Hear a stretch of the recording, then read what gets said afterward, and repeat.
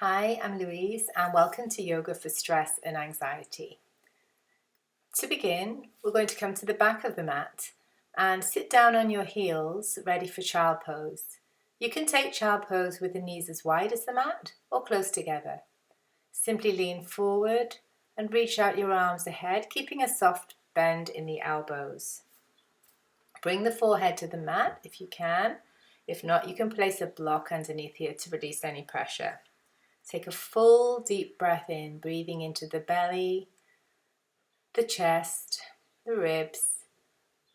And as you exhale, pull the navel in, releasing all of the air. If you want, you can make a small diamond with your fingers touching, just to again take any pressure from the neck. Continue to take some full deep breaths, breathing in through the nose and out through the mouth or nose, your choice. Taking a moment to slow down the breath. Child pose allows us to really come inside ourselves, and it's a very peaceful and restful pose. So it's a really nice way to just slow down the mind, slow down the breathing.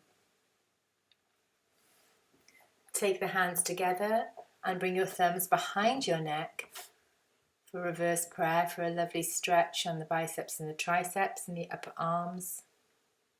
Breathe deeply, emptying all the way. And at this point, you can try and seal the lips and just breathe through your nose for the rest of this practice. Staying in child pose, we will take thread the needle. So from here, bring your left arm up, threaded under the right, reach it out to the side, parallel to the top of the mat. Extend the right arm and keep your left cheek on the mat. Option to bring the right hand behind you.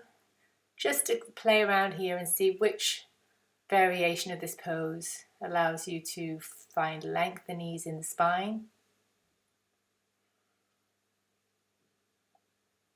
And choose which one feels better for you today. With every inhale, finding length, and with the exhale, just a little bit more opening up of the chest. Releasing all the tension and the knots that are in this upper back and neck area. Come on back up and then thread the right hand through, extending the left arm above the head or behind. Whichever variation you took on the other side should work well here. And as we slow down the body, our mind begins to quieten down. And this is very helpful when we're trying to just see what's going on behind the noise, maybe in the little mind chatter that happens throughout the day. We're coming out of thread the needle. We're going to take all fours and set up for cat-cow. Shoulders over wrists, hips over knees. As you inhale, you're going to reach the heart and the collarbones forward and glide the shoulders back. And as you exhale, you're going to arch the lower back and the upper back will round, and you are going to pull your navel into your spine. So let's try that again. So exhaling, navel reaches to spine. Inhaling, collarbones, shoulder bones move back. Heart shines forward. Moving on your own breath. Inhaling as you come into your up cat.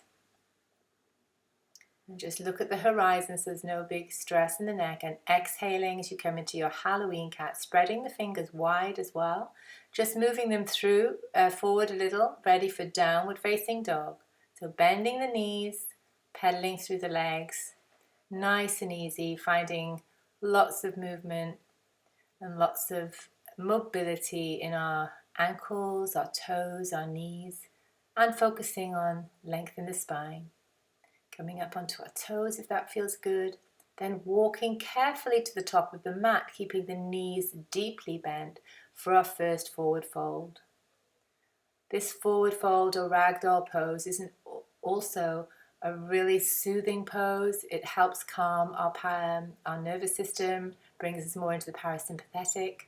Also allows us to relieve any tension that's built up in our neck or our shoulders. Breathing deeply, feel your tummy maybe against your thighs. And as you exhale, just release any thoughts, any tension. Release the hands, come up halfway for a half lift, flat back. Find length in that spine from crown of head to tailbone. Release the hands and then roll up, keeping the chin dipped, all the way reaching the arms overhead, bring them down through prayer. Tadasana, mountain pose. Bring the arms down, around and up. Take hold of the right wrist with the left hand. Reach up out of your body and over towards the left for a little crescent moon side bend. So really opening up the side ribs. Often when we're tense and we're stressed, our breathing becomes shallow and those intercostal muscles can get very tense. So doing these lovely side stretches releases that. Change hands, so take the left wrist with the right hand, stretching up and over, pushing down through the outer edge of your left foot and really feeling the stretch in between each of those ribs. Release the hands. Hands come up, fold forward, keeping the knees bent, step back into a plank, coming down on our knees straight away, all the way down to the floor, ready for our Sphinx pose. So we need our shoulders over our elbows and our forearms pressing into the mat. This pose allows us to really breathe into the chest and back again, allowing a much better breath for relaxation.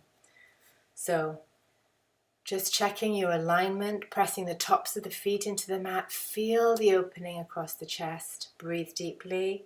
3 count for in-breath and 3 count exhale.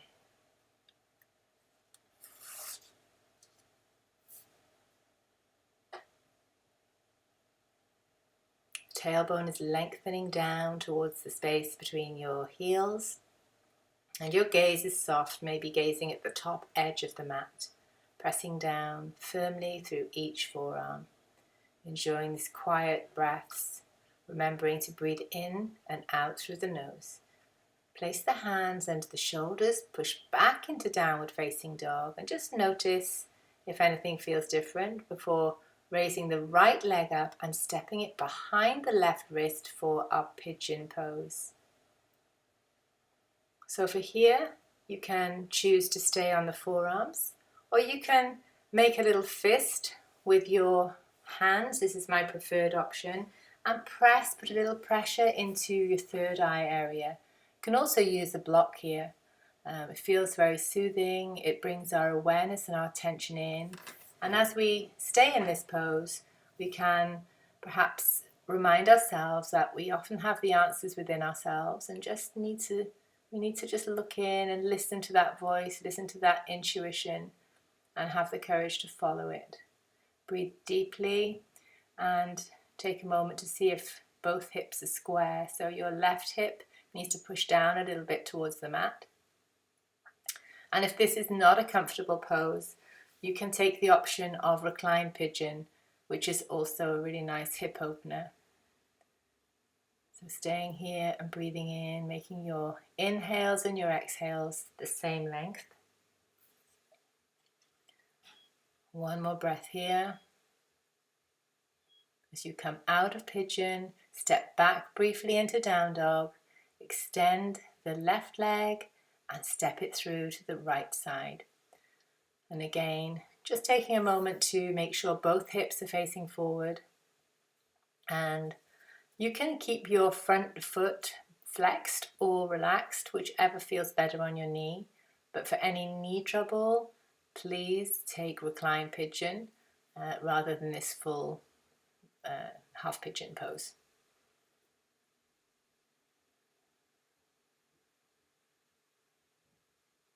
Slowing down this breath,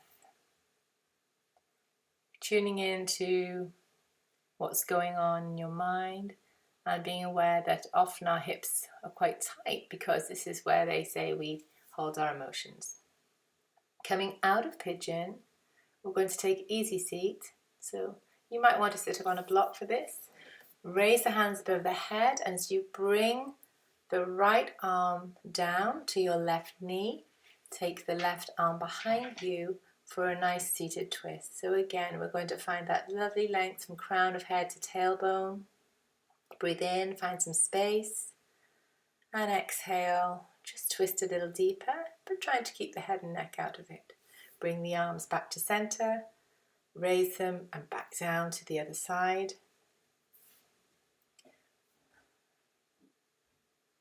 Breathing in, finding space, rooting the sit bones down, crown of head nice and long, and shoulders relaxed.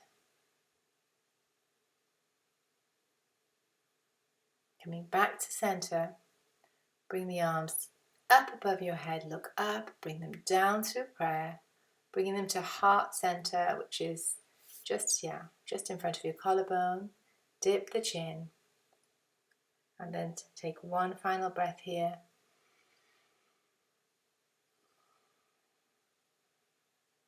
Hoping you have a restful, relaxing and peaceful day.